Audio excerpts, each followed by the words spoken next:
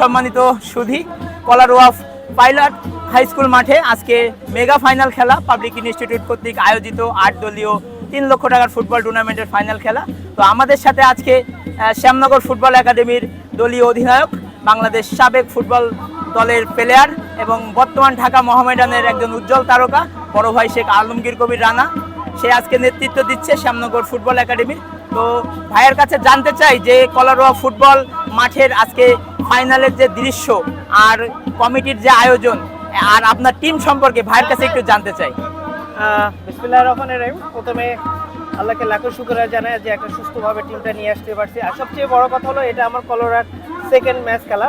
আমি কখনো আমার লাইভে কলোরাতে খেলি নাই, সেমিফাইনাল খেলছি, এটা ফাইনাল। চমৎকার একটা পরিবেশ।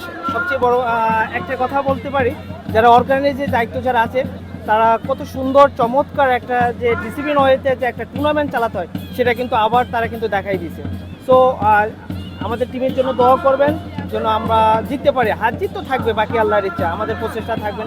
যেহেতু যে টিম ফাইনাল আসছে নিশ্চয়ই ওরাও অনেক ভালো, ইনশাল্লাহ ভালো কিছু হবে। আর যারা দর্শকবৃন্দ আছেন তাদের কাছে একটাই রিকোয়েস্ট, আপনারা ফুটবলকে ভালোবাসেন বিধায় কিন্তু মাঠে আসছেন, তো আমরা চেষ্টা করবো সুন্দর একটা ম্যাচ উপহার দেবো।